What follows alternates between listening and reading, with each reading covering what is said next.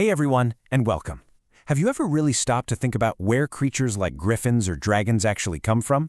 I mean, not just the stories, but the actual idea.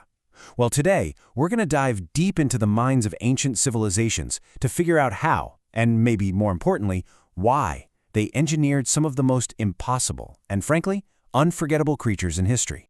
So let's just get right to it. The single biggest question of this whole explainer. Why on earth did we invent monsters? I mean, why did people from Egypt all the way to Greece spend so much creative energy imagining and drawing and telling stories about things that just, well, they never existed? The answer, as you're about to see, is so much deeper than just a good fantasy story. You see, these creatures weren't just for entertainment. For ancient people, they were absolutely essential tools. Think of them almost like a kind of mental technology, one they designed to bring a little bit of order to a pretty chaotic and unpredictable world.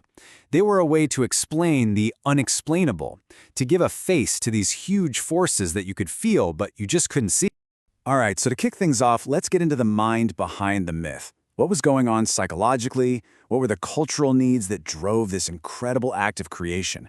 This really gets to the core of why creating monsters seems to be this universal human thing we do.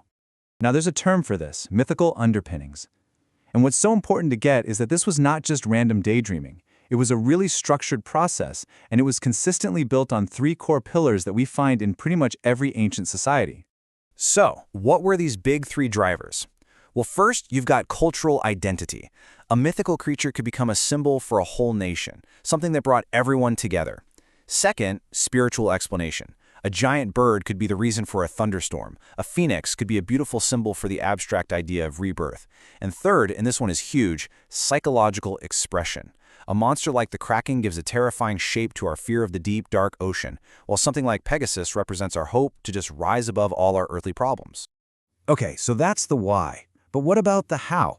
How do they actually sit down and build these creatures? First in their minds, and then in their art. This next part is all about the anatomy of a beast, the nuts and bolts of how they did it.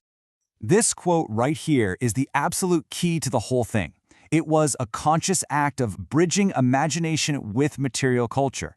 Think about it like an engineer or an artist. They weren't just pulling these wild ideas out of thin air. No, they were using parts from the real world they knew, animals they saw every day, and then they reassembled them to build something totally new, something packed with meaning.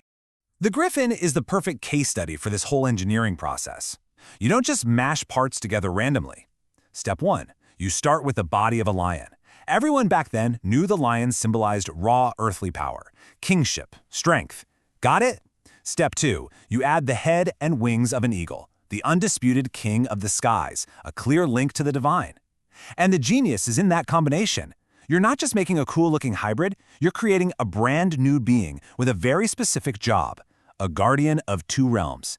It protects treasure on earth and guards sacred knowledge from the heavens. And this gets us to our next big idea.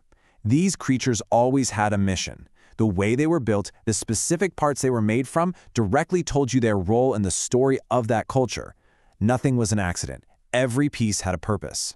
And get this is where it gets really brilliant. The exact same design process could create totally opposite meanings. On one side, you have the griffin, a careful assembly of noble, respected animals, all to symbolize order, protection, divine power. But using that same method of combining parts, you could also make the chimera. It's this chaotic mashup of a lion, a goat, and a snake. It's built to feel wrong, to look unnatural. And its purpose is just as clear, to represent pure chaos, threat, and the terror of a world gone haywire. It just goes to show you how deliberate this whole process really was. And this kind of thinking wasn't just in one place. It was a fundamental human skill. We're highlighting two of the absolute masters of this craft here. The Egyptians, who so elegantly blended human and animal forms to create gods like Anubis and Horus, and of course the Greeks, who populated their entire world with everything from harpies to hydras. It really shows you how central this way of thinking was to building a civilization. So, why should we care about any of this today?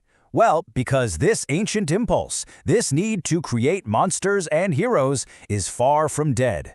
In fact, we are still sculpting new myths every single day. This deep, profound human need to take the things we know and use them to build, define, and understand the things we don't it's still a core part of us. It's in our superheroes, our movie aliens, our video game monsters. We are still taking the familiar pieces of our modern world and reassembling them to explore our biggest hopes and our deepest fears. So I'll leave you with this final thought to chew on.